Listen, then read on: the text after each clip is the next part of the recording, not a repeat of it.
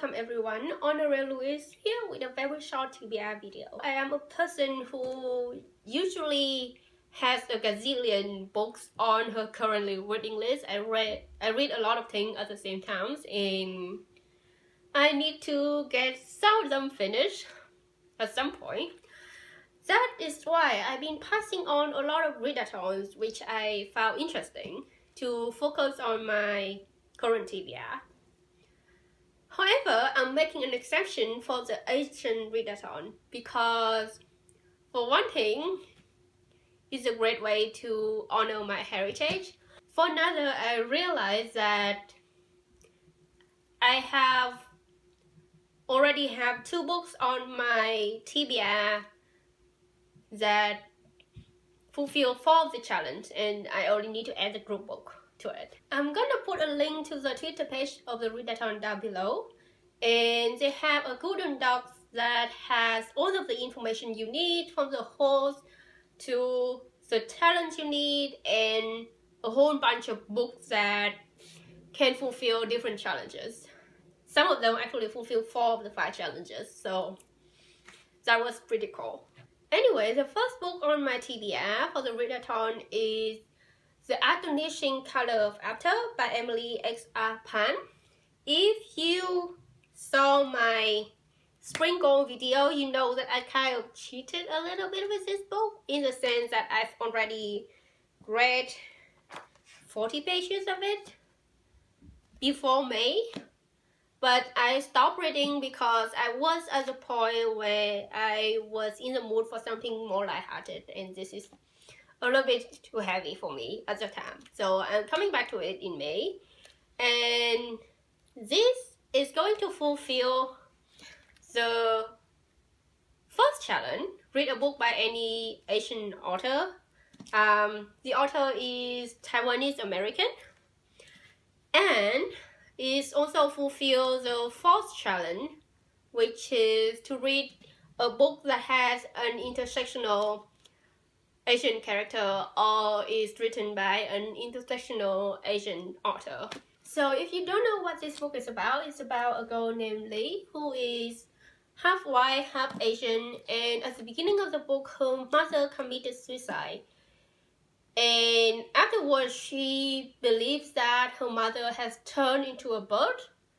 So she goes to Taiwan to meet her maternal grandparents and start a relationship with them, and also to find her mother, who is now a bird. So as I mentioned before, I was not in the mood to read this because the topic was pretty heavy. The trigger warning is that it contains suicide, obviously, and depression. So the second book on my TBR is a manga.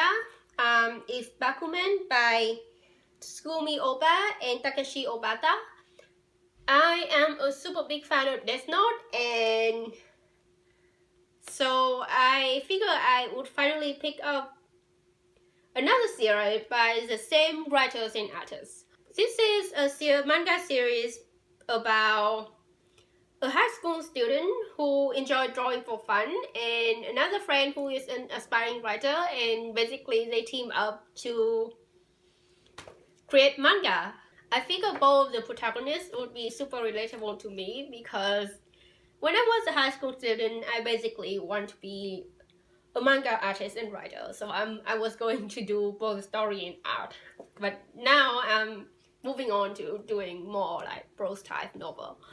I'm not sure how many volumes of this I'm gonna read. Usually with manga, I just devour them really quickly. So I may be able to finish the whole series of 20 volumes in May. We'll see, but I will be reading at least the first one. This book fulfills the second challenge, which is to read a graphic novel which features Asian characters or is drawn or written by an Asian author.